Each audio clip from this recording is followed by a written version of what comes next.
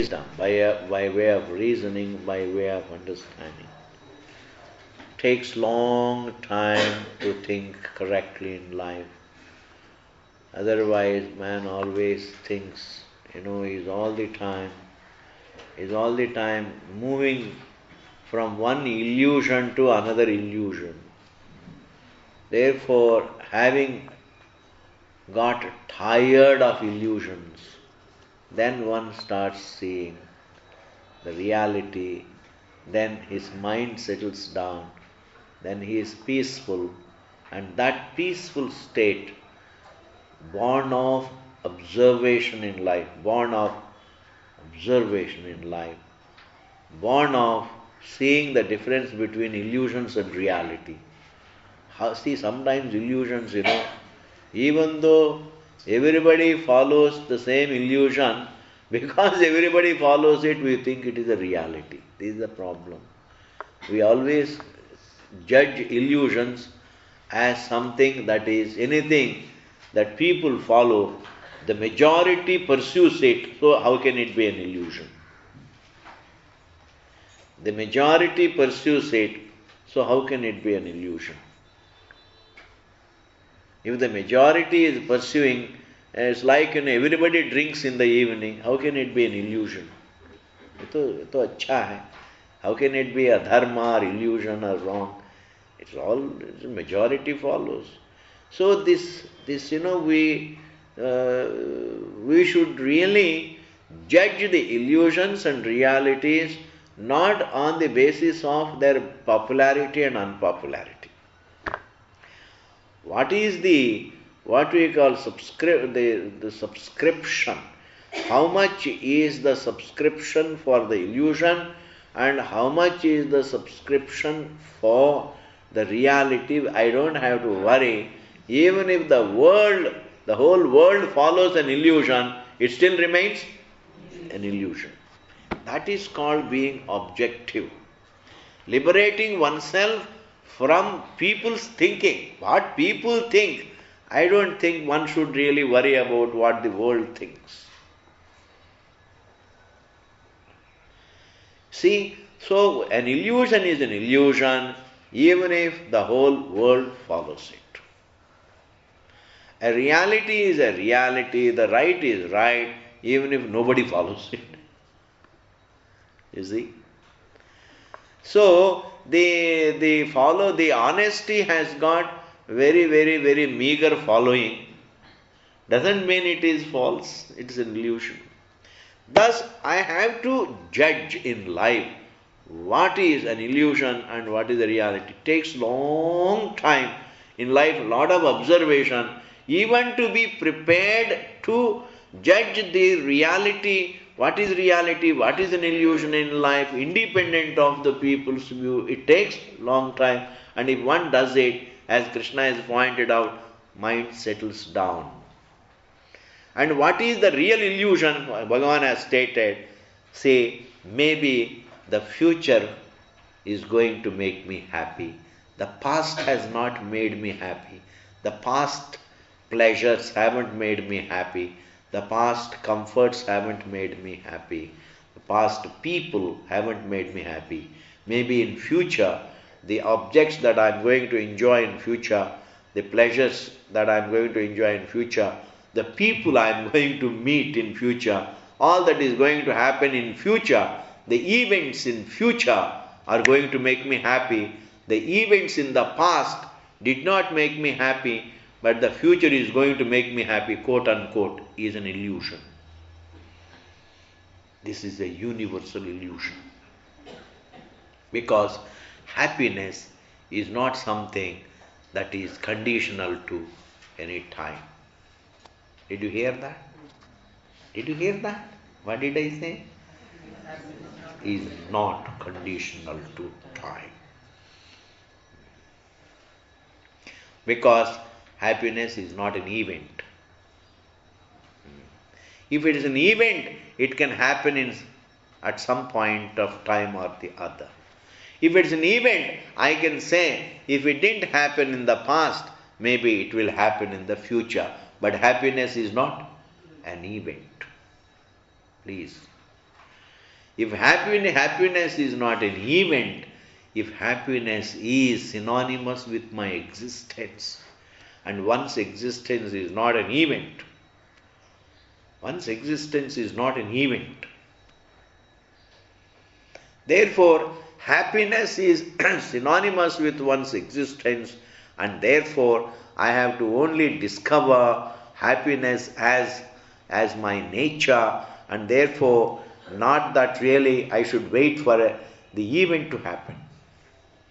If happiness were an event, I can wait in time.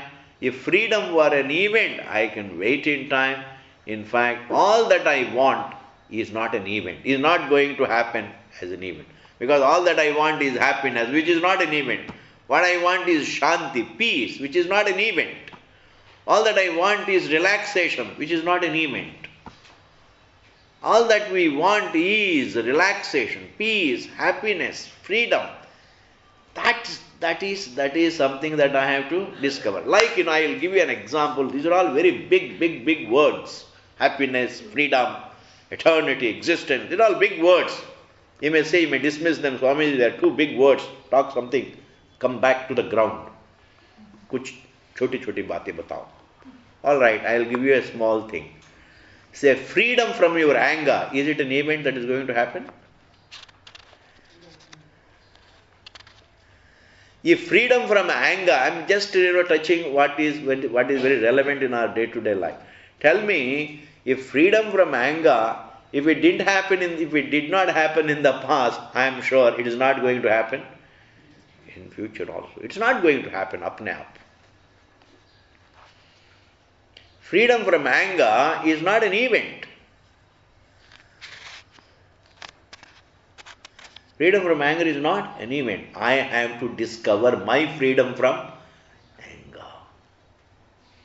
When I discover the serenity of my being, the peacefulness of my being, when I discover myself as a peaceful being, then anger becomes redundant. Anger is the result of inner frustration. Lack of peace triggers anger. Lack of happiness triggers greed. Lack of happiness triggers jealousy. Lack of peace, happiness. When I am an unhappy man, I become vulnerable to, as an unhappy person, as an unhappy individual, I become vulnerable to anger, greed, jealousy, hatred, conspiracy, etc. All imperfections come out of unhappiness. What did I say? All imperfections come out of unhappiness. When you are unhappy, you become weak, and then you become angry, jealousy. All imperfections are the result of unhappiness. Happiness can never bring about imperfections. Are you able to follow? A happy person is a good man. That is why on the day you are happy, you are very good to your children. You beat up less. You beat the children less. You shout at your husband less. And everybody, my God, suddenly they start getting confused what has happened to her or what has happened to him. Suddenly so good. Why? The secret is this. Suddenly that person finds himself or herself very happy. Relatively happy, it doesn't matter. But the day you are happy, you are free from imperfections. You are free from anger, jealousy, hatred, etc., etc. Are you able to follow? Therefore, freedom from anger is not an event that is going to happen in future. It's not going to happen like that. It's not an event. I have to discover. Means what? I have to discover how the self is a peaceful self, and if I am by nature peaceful, if I am by nature serenity, if I am by nature a conscious being, if I am by nature form free being, if I am by nature a full being, then for the full being, anger, greed, jealousy, hatred, etc. become redundant. They're out of place. And therefore, when I discover the serenity of the self, I also discover the freedom from impulses. Coming back to the point, freedom from impulses is not an event. Freedom from impulses is not an event. Therefore, if it is not an event, when will it happen? ये तो बहुत बड़ी बात है जी, if you are hearing. Freedom from impulses, if it is not an event, when will it happen? It will never happen because it's not an event. It will never happen apne aap. Because freedom from impulses I have to discover. And to discover freedom from impulses, I have to discover myself. And therefore, in the same manner, and then the whole topic we can sum up like this: happiness is not an event. Happiness is something to be discovered. Happiness is not an event. Therefore, to think that if I did not become happy in the past, I am going to become happy. Therefore, I did not become happy in the past, but at least I will become somehow, my happiness will come to me sometime in future. To believe that happiness will come to me in future, this belief, what is it called? Illusion. You are not hearing. I will become happy in future is what? An illusion. An illusion. An illusion. Because happiness is not an event. If it is an event, then one can wait for it.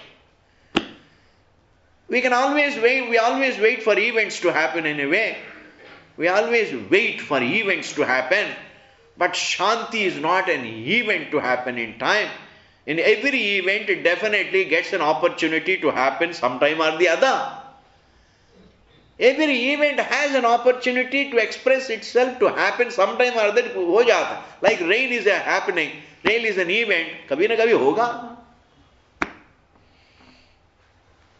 Events we can always predict. कभी ना कभी होगा. Everybody can be an astrologer. Everybody can be a predictor. Why? Definitely the events are going to happen. But is happiness an event to happen? No. Thus, the moment a person understands, my God, if happiness did not happen in the past, it is not going to happen in the future. And if I believe it is going to happen, it is an illusion. And therefore, I have to, and all that I want is happiness, but it is not going to happen as an event. Understand? That means happiness is available, but not as an event, but as a fact to be discovered as oneself. Please listen. If there is anything, either it should be there as an event or it should be there as a fact. Either it is already there or it has to happen. What is already there need not happen. And what needs to happen is already not there. What needs to happen is already not there. And what is already there need not happen. Happiness is not an event to happen. Therefore, it is already there.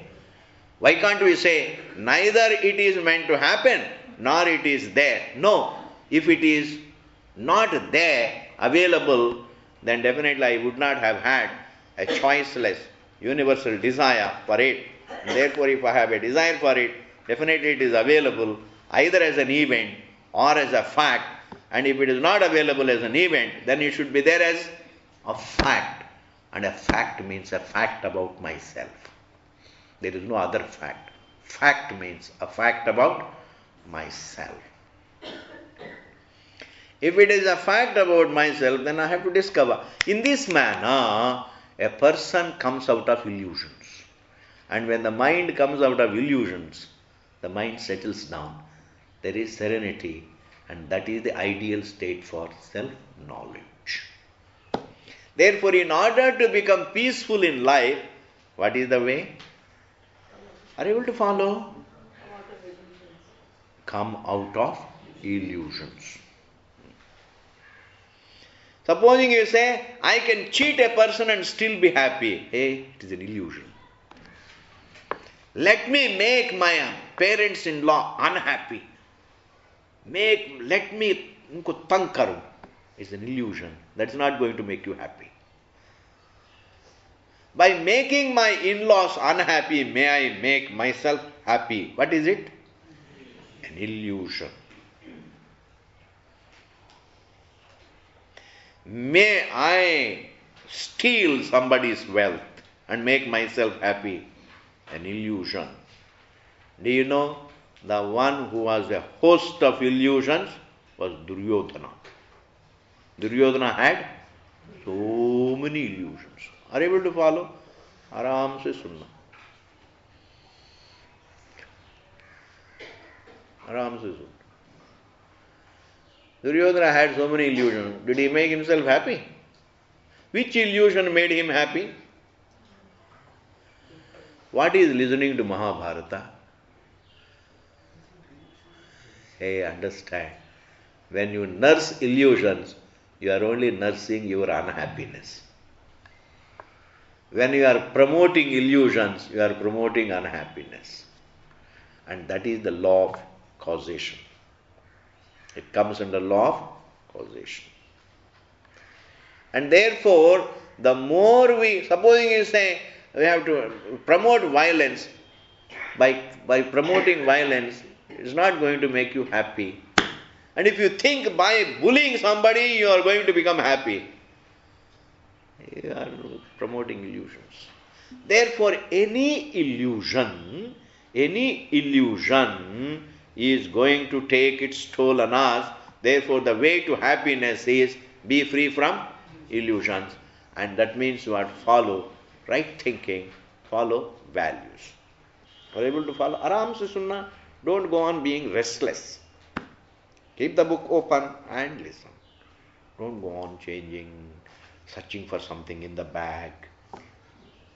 कहीं नहीं जाएगा, bag में ही रहेगा.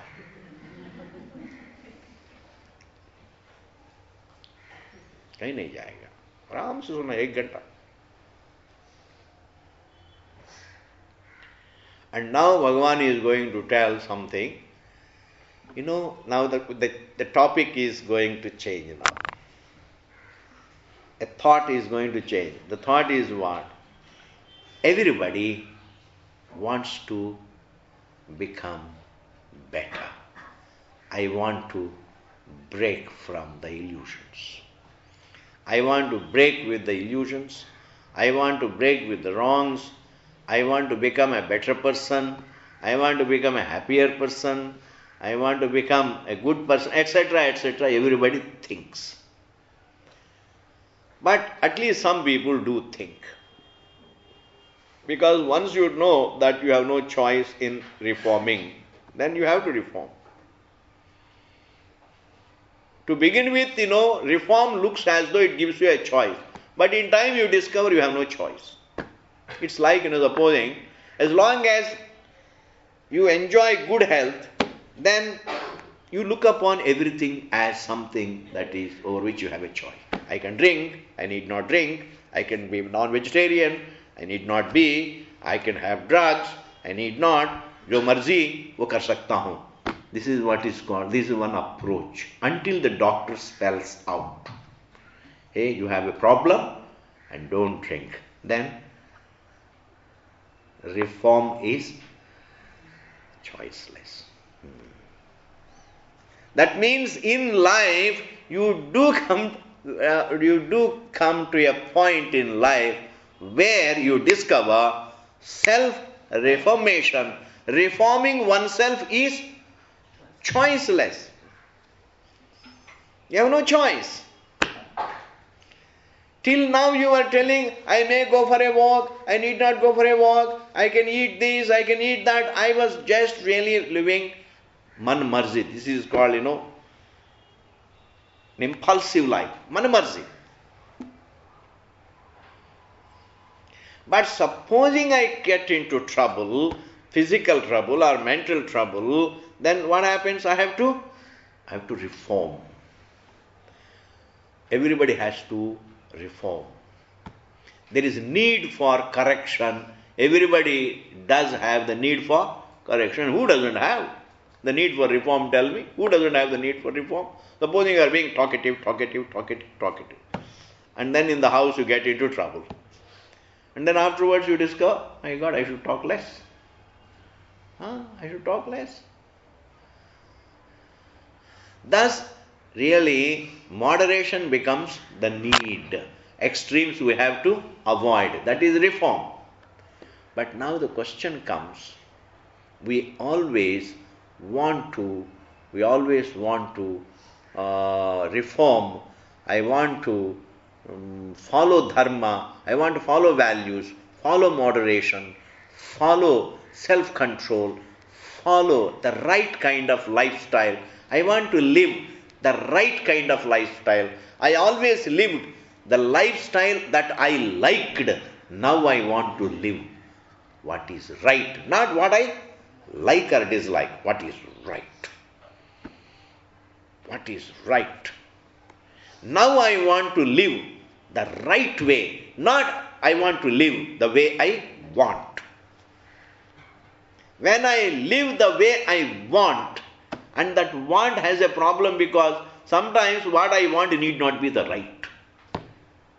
Are you able to follow? What I want, I need not be the right. And what is right, I may not want.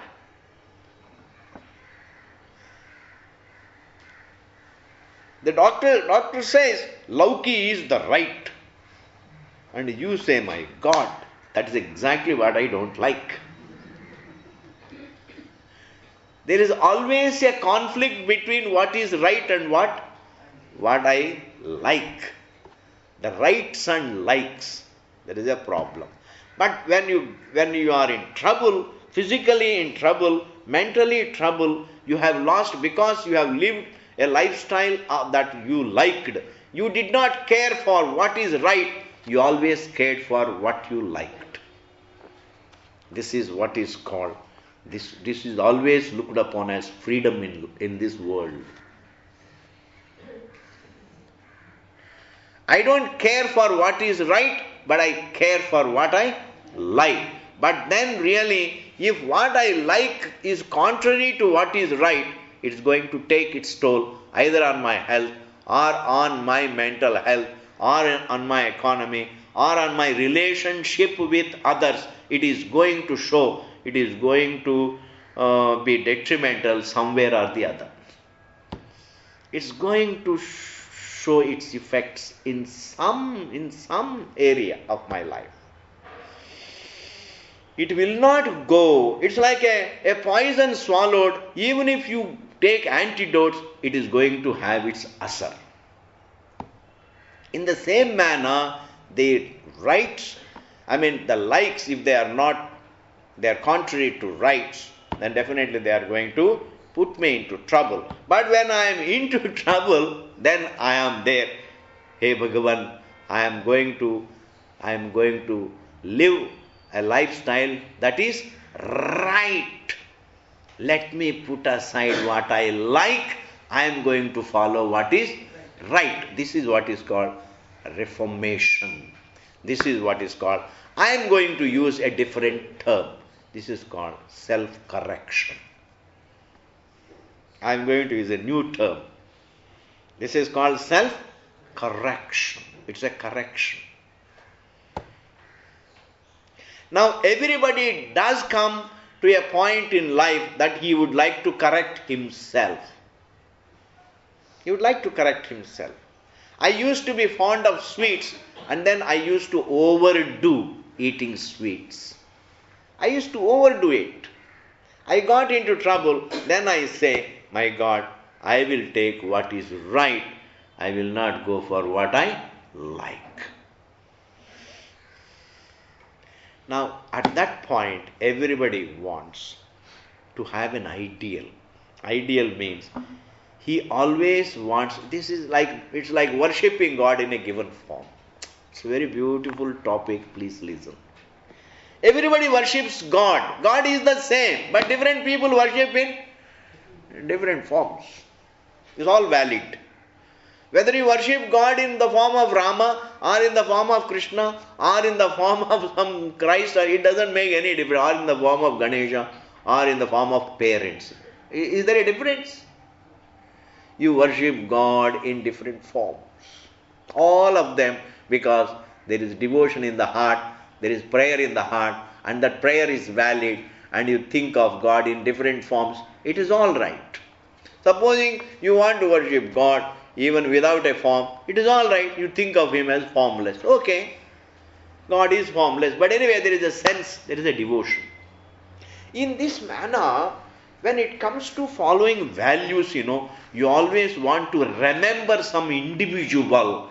Like, you want to follow non-violence, think of Mahatma Gandhi. Or Buddha or somebody. Because we don't know what is Buddha, but Mahatma Gandhi we have seen in this very times. Are you able to follow? Therefore, he followed values. This is what is called. Supposing your grandparents were very good human beings, greatly generous, they were generous also, they were kind, compassionate, generous, helpful, and all that. And then you draw example from them. You draw inspiration from them. We always need somebody. Every jiva requires somebody from whom he can draw inspiration. This problem is there. This dependency is there. Like thinking of God, we depend upon some form or the other to think of God. We depend upon some individual or the other to draw inspiration from.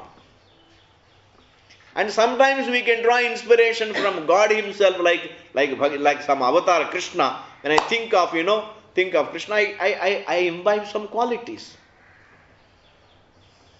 Think of Rama, you imbibe some qualities. You think of saints and sages, you imbibe qualities. You can't dwell on a person constantly without imbibing some quality. Sangha, whether it is physical association or mental association, imperceptibly you imbibe. When you live with somebody, supposing when you keep company with somebody, definitely a person who drinks, you are a teetotaler, but then suddenly you fall in love, you fell into company of somebody who drinks, all right.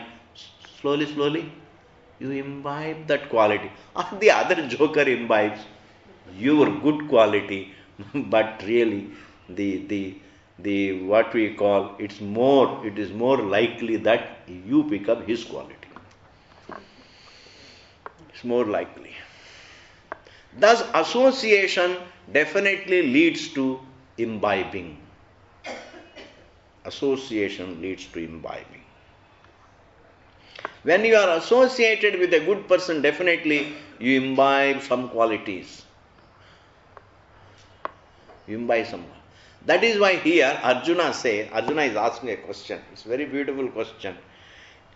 Can you tell me, can you describe for me the lifestyle of a Brahmajnani so that I can get inspiration from that, so that I can follow by effort what he follows effortlessly. What a Brahmajnani follows effortlessly, I can follow with effort. This is the whole principle behind this. Therefore, that is siddhasya lakshanani sadhakasya sadhanani bhavanti. This is the principle. The effortless lifestyle of a wise man can become the lifestyle of a student with effort. Did you hear that? What did I say? The effortless lifestyle of a wise man can become the lifestyle of a student with effort. Effort.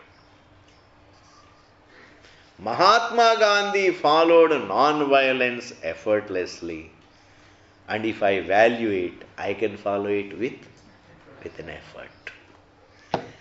And any value I follow for a long time with effort, in time becomes effortless.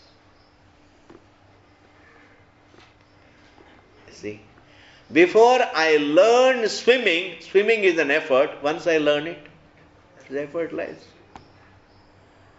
Therefore, every effortless swimmer once was a swimmer with effort. Are you able to follow?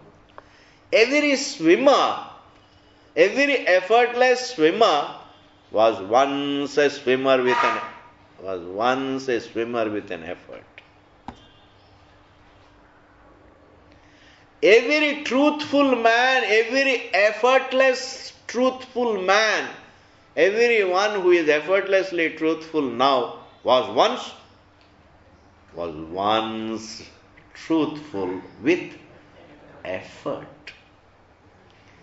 And therefore, we begin the right things with an effort, then the same right things become effortless in time.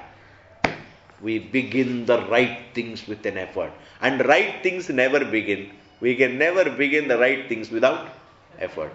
Wrong things don't require effort. Right things require effort. That is what we mean when we say Purushartha. Did you hear that? Purushartha, what does it mean? Achieving the right things in life through effort. For becoming anger, how much effort do you have to make? It's nothing, it is an impulse. For doing wrong things, we don't have to make any effort. Wrong things means, to shout, to be greedy, to be jealous, to be imperfect and all that. These are all what? Impulsive. But to have self-control, you have to make effort. To control anger, to control greed, to control jealousy, etc., etc. You have to make effort. Now Arjuna is going to ask a question. Can you describe for me a Brahmajnani? By thinking of him, I should get inspiration. It's like thinking of a sage and we become inspired. Think of the sages and you get inspired. And in fact, if the society has such luminaries, they become sources of inspiration, the sources of self-correction. They're all called. That is why Krishna says at one place, Yajyad acharati sreshtaha tattadeva itaro janaha. Like an elderly person, suppose the head of the family, whatever he does, the rest of the family does the same thing. If the head of the family is truthful, the rest of the family at least make an effort. If the head of the family is less angry, the rest of the family can make an effort in the same direction. If the head of the family is honest, the rest of the family can understand. That is what Krishna says. Yadyad acharati sreshtaha tattadeva itaro janaha. Whatever the head does, the others follow suit. Therefore, everybody is a head for somebody. Like the older brother is the head Adarsha he is the ideal for the younger. The parents are the ideal for the ideal means, you look up to. That's called the ideal. You look up to. And everyone is an ideal because there is somebody looking up to you. There is always somebody. Your students look up to you. Your friends look up to you. Your children look up to you. You understand? Your youngsters look up to you. Everybody looks. There is always someone who looks up to you to set an example, to guide, to help. Therefore, everybody has a responsibility to set an example. Don't say only the head of the family has to set an example, because everybody is looked up to. Are you able to follow? Everybody is looked up to. Everybody looks up. There is always somebody to look up to you. And therefore, you are in need of setting an example for You are in need of setting an example. And in order to set an example, that means in order to set an example for others, I myself first must have those values, and I have to receive them from somebody. And in this manner, if there are luminaries in the society, they always inspire the others. Like Swami Vivekananda. Think of Vivekananda. What do you feel when you think of Vivekananda? What do you get? How do you get? Do you feel like stealing others' money? When you think of Vivekananda, I thought of Vivekananda and I became a housebreaker. What a thing. You don't even know how to get inspired. Think of Vivekananda, I became a housebreaker. I thought of Shankaracharya and created a Satyam. Can you say that? Did Shankaracharya inspire you to precipitate Satyam? No. When you think of Shankaracharya, you think of Vairagyam, think of knowledge. There is nothing wrong in keeping the pictures of the great luminaries in the house.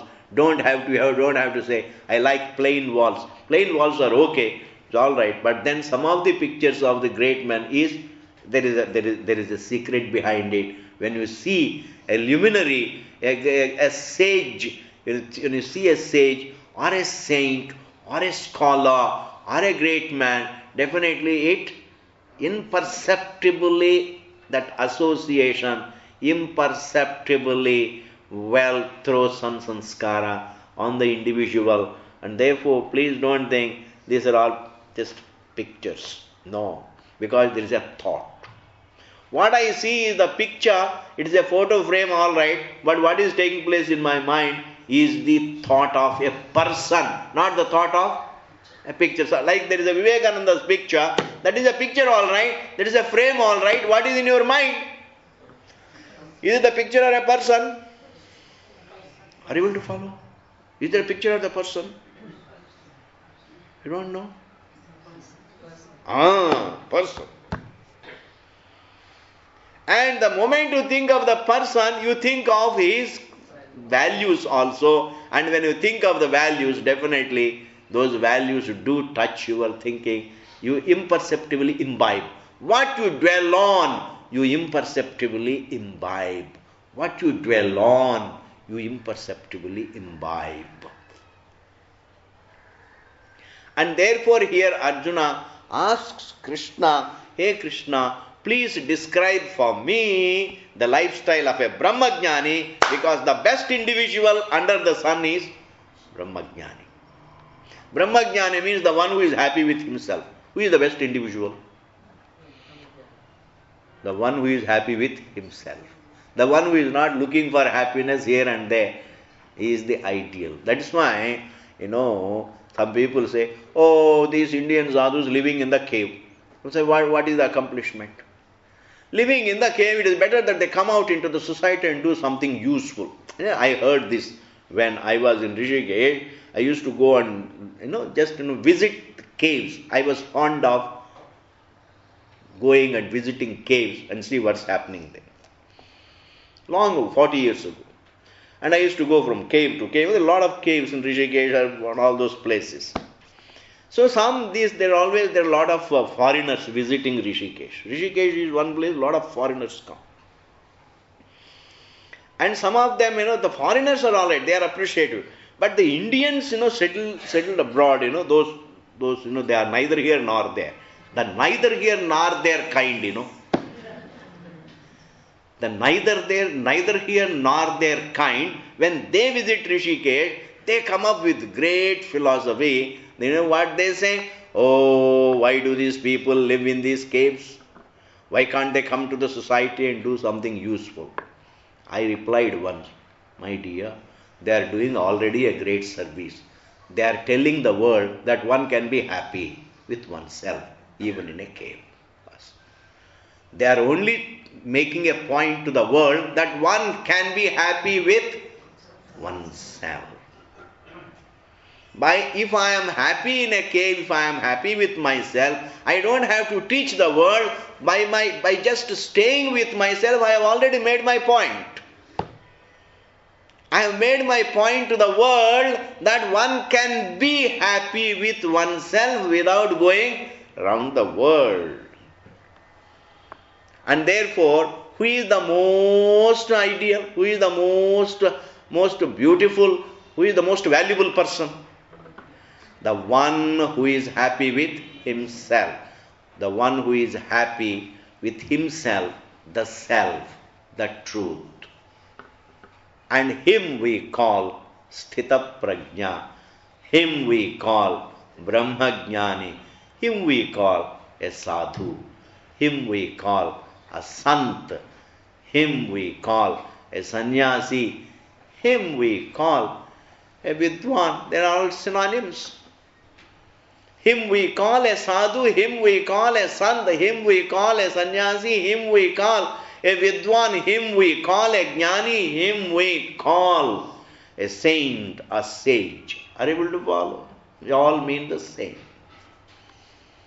And therefore, what is the lifestyle of a sadhu? What is the lifestyle of a sant? I am not confusing the sadhu, the sant, with someone who is not a sadhu, but puts on the guise of a sadhu and does something else. I am not touching that point. I am not confusing. I mean, when I say sadhu, I mean sadhu. When I say sant, I mean sant. When I say sannyasi, I mean sannyasi. That person, I would like to, how does that person live? What does he value? How does he live? What does he think? What does he say? And all that. Please give me the description of a wise man so that I can imbibe his lifestyle, his values, his thinking, and what he lives effortlessly. I can try to live it with effort. That can prepare me for the truth. That can prepare me for the truth. And sometimes even imitating the wise. Imitating the wise can prepare you to appreciate. Even imitation is all right. Even imitating the truth is all right. Imitating the wrong is bad, but imitating the right is all right. Like somebody sings and you try to imitate, you learn singing. How else you learn singing anyway? To begin with, what do? You imitate. How do you learn the language? You imitate. How do you walk? You imitate. In fact, everything is learned by imitation. It's all learned by imitation. And therefore here Arjuna asked this question. Now let us look into the verse. Arjuna uvacha. Arjuna asked the question. Arjuna, then what is the meaning of Arjuna? Now that the word has come, Arjuna means the one who is straight in thinking. Arjuna, Ruju Bhavam. Riju means, straight. Riju Bhavam. The one who has Riju Bhavam is called Arjuna. Riju Bhavatvat, Arjuna. The one who is straight means, what is straight? Think straight. I always say, think straight. What does it mean? This is a modern phrase. You have to think straight. What does it mean? Think straight means, stand straight and then with your head high and then think. What does think straight? Think straight means what? Think what is reality as distinct from illusion. Bas. Seeing the difference between the reality from illusion is called thinking straight.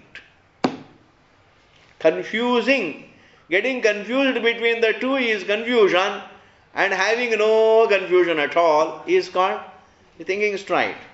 And one of them is, truth is one, bluffs are countless. And if you think the bluff, you are never stable, because you will be moving from bluff to bluff. You steady yourself in the truth. Stability lies in the truth. there is no stability in the lies. Supposing somebody wants to tell lies, he tells one lie and to conceal that, to hide that lie, you have to tell another lie.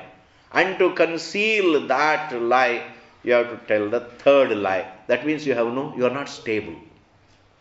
Understand? Instability is a part of a life of lies. Instability is a part of lies. But supposing you come out with the truth, you tell the truth, and then you become stabilized. Because there is only one truth, but one can tell so many lies. Suppose yesterday you went for a movie. Let us just, went to see a movie. You wanted to see how the slum dog managed to get the millions. And then you went and saw the movie. And then the Swami asked the question, why did you not come to the class yesterday? And then you thought the Swami would not really notice my absence. But then you were so conspicuous by your absence. And therefore I asked a question, what happened to you? And you didn't want to tell the truth. So I was very busy at home. And then again, and after telling that lie, you forgot what you told. Second time I asked. And then you told some other lie. Like this, you are moving from lie to. Supposing you told, oh, Swamiji, we went just to see that movie. It's all over. Then you get, it's a liberation. Truth liberates you. I'm telling you, truth liberates you from the struggle. Truth liberates you from the struggle. Because when you try to conceal the truth, and the truth is too overwhelming, the truth is too overpowering, when you try to conceal the truth, it is a struggle. Are you able to follow? To hide the truth is a struggle. To conceal the truth is a struggle. To bypass the truth is a struggle. In fact, to see and own the truth, the moment you see the truth and own the truth and spell the truth out to yourself, then your struggle is over. And if I go on saying, I'll be happy here, I'll be happy there, it's all telling lies to oneself. I'll go to Masura, I'll be happy. You are telling a lie to yourself. First marriage didn't work, maybe second marriage will work. You are telling a lie to yourself. Don't say it is going to make you happy or anything. It will be like any other marriage. I say, there's nothing great about it.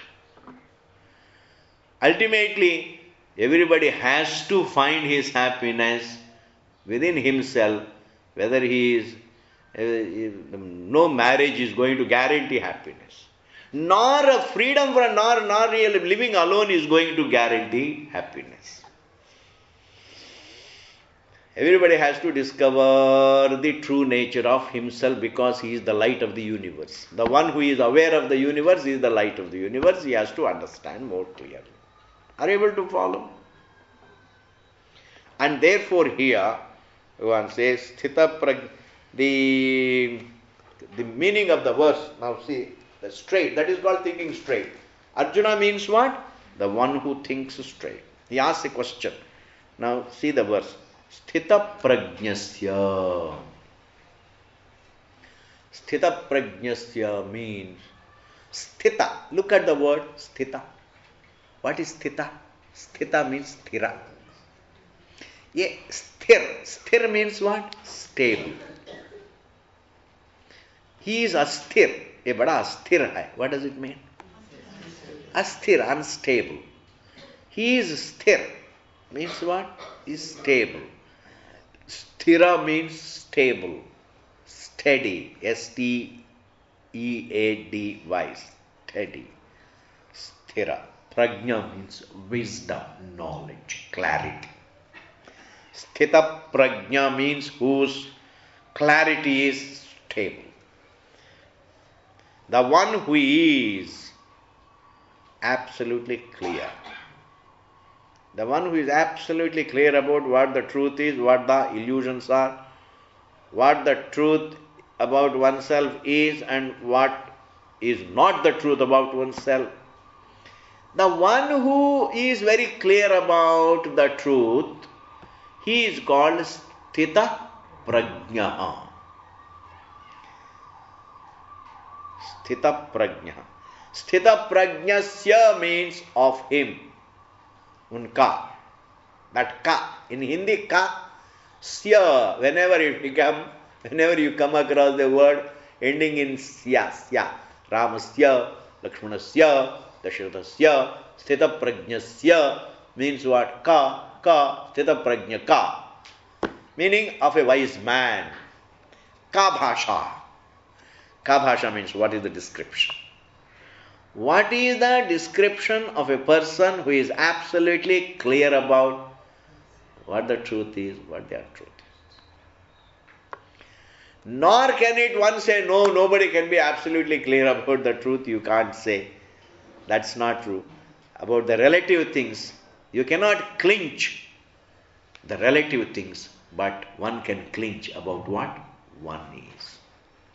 It's like, I'm going to give, I'll move into the verse, but before this, when it comes to the truth, there is no subjectivity about it. Subjectivity means, free for all. अपना अपना मर्जी से सोचना, ऐसा नहीं. It's not subjective. It's like, I'll ask you a question. There is a tree, happens to be a banyan tree, and if I say, is it good? I say it is good. You say, no, it is not so good, it is of no use. Another person says, each one has a view about the banyan tree. Each one has a view. Suppose, similarly, anything, any given object, if you consult others' views, they always have, some people like it, some people don't like it, some people are indifferent, some people want it, some people don't want it. I mean, it's just, each one has got his own response to an object. We are all subjective in our responses to the objects. We are all subjective in our response. But that it is a tree, in that there is no subjectivity. That it is a tree, sir. It is an object. There is no subjectivity. That is an object. It's a tree. So the one who likes the trees, the one who, a tree lover has to say it is a tree, and the one who is not so much a tree lover also says it is a tree. A tree is a tree. Some people like rasagullas, some people don't like. Each one has got his own response to rasagullas. But everybody has to understand, say that it is sweet. Bas. That's not subjective. It is pramanajanya jnanam. It's a sense perception. In the same manner, I will move to a profounder example. I will move to the topic itself. Now, I ask you, what is your view about yourself? He says, some people say, I am a good person, I am a bad person, I am a successful person. Each one, or if I consult others' view about you, each one has got his own view about you. Your husband has one view, your mother-in-law has another view, father-in-law has another view, children have another view, friends have another view. I am telling you, in this world, every individual has a different view about yourself. This is called subjective views. But one thing is that you are alive. There is no subjective view. That you are aware is not a subjective view, because everybody says, yes, he is aware. Okay. And your view also is different from others' view about you. But all the views just disappear in the light of the truth, that is, that you are aware. That you are aware, that you are aware in this matter, there is no subjectivity. That's a fact. Undeniable fact. That means there is an undeniable fact in which Subjectivity has no place. That undeniable fact, the one who knows, is called Sthita Prajna. The one who is clear about that undeniable, subjectivity free fact, the one who understands that undeniable, subjectivity free, undoubtable fact, one's own existence, is called Sthita Prajna. And Arjuna says, well, only he is the most ideal. Not a successful businessman can't be the one who is an ideal. A successful artist or a successful this or successful that, because really they cannot inspire you. They may inspire you to make money, all right, but not inspire you for self-correction. Inspiration for self-correction is different from inspiration to make money, etc. That's different. A man says, supposing you read the life story of a man who moved from rags to riches, it can also inspire you. Oh, I too can. When I think of Ambani, then you start really working at a petrol pump so that you too can become Ambani. Because he started his life from the petrol pump. That is why, the quality of a person on whom you dwell, that quality will come to you. What you dwell on, come back to the principle. What you dwell on, what you cherish, you are going to imperceptibly imbibe. Did you hear that? We always imbibe imperceptibly what we dwell on, what we cherish. That's why it is always better to dwell on the good qualities of a good person. But anyway, if for self-correction, I have to dwell on the qualities of a Sthita Prajna.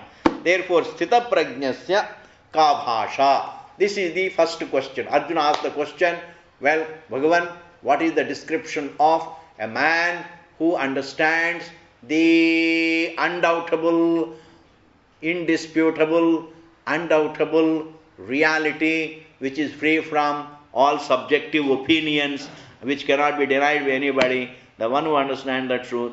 Well, I want to know the description of that person and his lifestyle, the way he thinks, the way he talks, the way he lives, and his attitudes, so that I can imbibe them. What he can follow effortlessly, I can follow with an effort. Doesn't matter. To begin with, I can follow. In time, I can own. What I follow, to begin with, I follow his values, I follow the example, but in time it becomes my own. What I imitate in the beginning, it becomes my own. You imitate music, you imitate the song, and it becomes your song in time. That is the first question. We'll continue the verse later on. Om Purnamadaha Purnamidam Purnaat Purnamudachyate Purnasya Purnamadaya Purnameva Vasishyate. Om Shanti Shanti Shanti. Harihi Om Shri Gurubhyo Namaha. Harihi Om Om Tat Sat.